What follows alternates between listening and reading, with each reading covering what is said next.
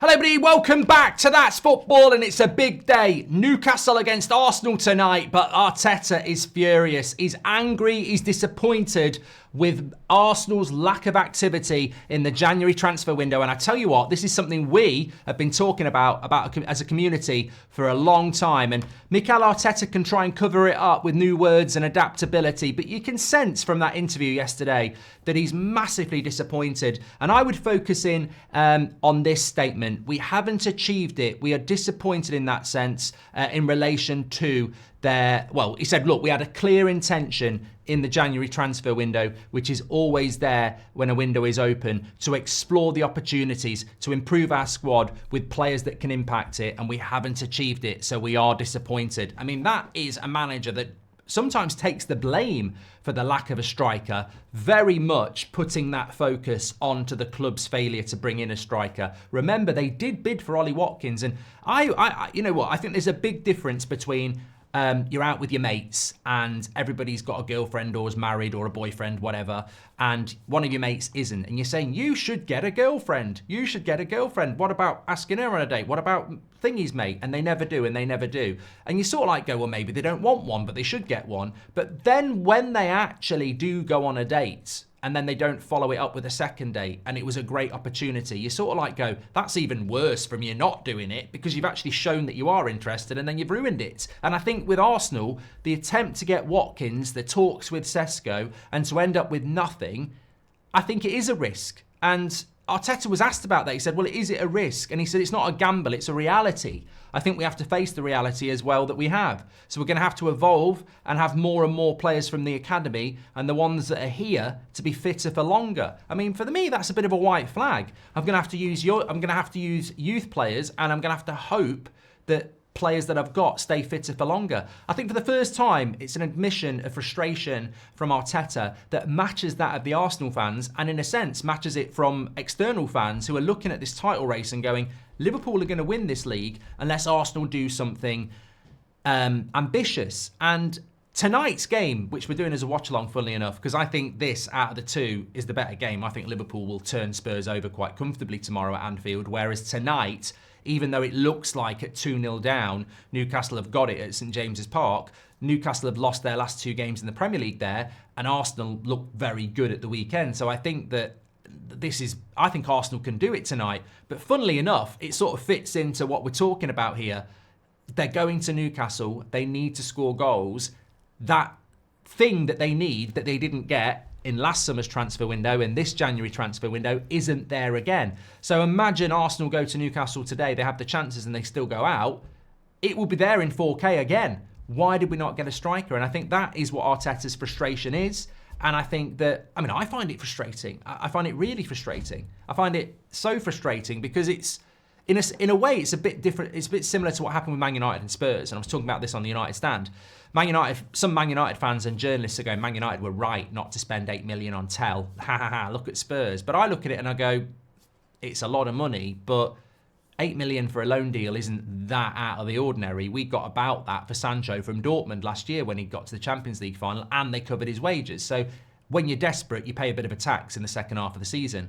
I've said this before, at half time in a race, if you can get yourself a new pair of trainers, foot massage and a drink, are you going to pay for that or go, I'll see how I can do? I'm going to pay for it in the hope that that's going to push me beyond everybody else who hasn't done it. And that's what Spurs are trying to do. And it might go wrong, but if it doesn't go wrong, it's tens of millions of pounds in the Europa League or the Champions League if they win the Europa League. So I can see why Spurs have done that. On the flip side, Arsenal haven't done that. Arsenal are not going to get a new pair of trainers. They're not going to have a drink of the energy drink. They're just going to go, let's see what we can do. And in the league, without an Ollie Watkins or whatever up front, I don't think you're going to have that impetus to put pressure on Liverpool. Will it be enough tonight? Will it be enough in the Carabao Cup? Will it be enough in the Champions League? And I don't think it will. I'm not saying that Arsenal would have won the league with an Ollie Watkins up front, but I think he would have scored some goals and given them a boost and got the crowd a bit excited. And I think it would have given the Arsenal fans just that little bit more excitement and belief that they can just, now we've got someone who can put the ball in the back of the net, we could really start winning these tighter games and look to win every single game. I mean, you've just beaten Man City, the champions, massively at your own place. Why could you not go to Anfield and win? Why could you not go and win 10 Premier League games in a row and put that pressure on Liverpool? But without that, without, relying on the Havertz up front, or that, I just don't know whether that's going to happen. I think there will be games where they just can't put the ball in the back of the net. Man United against Arsenal in the FA Cup a few weeks ago, down to 10 men. I've got to be honest, I didn't really feel threatened by Arsenal at any point for an hour. You put a good striker up there and I think it changes it. But as I say, it's really damning on Arsenal Football Club that, and I mentioned this in our transfer video the other day. I think it's really damning because there are clubs out there that in the January transfer window do want to do business. And then there's clubs that go, money's a bit, let's wait till the summer because of money. And it's a sad indication of football in general that in the Premier League now, the richest league in the world where the money is absolutely huge, but we've still got clubs going, nah, we'll wait till the summer. There's a whole story under there. There's a bonnet to be lifted here. Like, never has revenue been so big. And yet more and more clubs halfway through a race go, we'll wait for the summer. And if I'm the owner of the Premier League or I'm trying to make the Premier League even better, I'm looking at it and going, every summer, it's the best league in the world. And we're back and it's live. And it's like the Premier League, razzmatazz. But halfway through it, you have this transfer window where teams really should be going, let's do this. Let's go again in the second half of the season. And teams sort of like go, yeah. And I look at Arsenal and I look at them and I go, you're sort of like saying, no, we'll wait till the summer. We'll wait till next season. Because you could have done it now. And you definitely had the money to do it. You just didn't want to pay that extra 10 million. And there were options there. There are always options there. There's 4 or 5 strikers out there that they could have gone to around 70 million and done it. And they didn't. Because they obviously think in the summer they can do a better deal.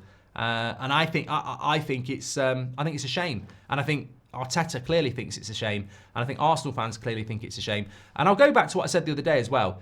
Bringing in that striker doesn't necessarily topple Liverpool for the league, but it might win you the Champions League. It might win you the Carabao Cup.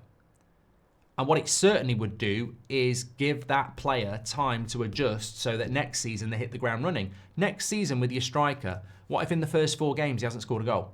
Because he's adapting. If he's had 4 months, look at what Man City have done. I mean, Man City have bought 4 players. How have Man City spent £200 million in January, by the way?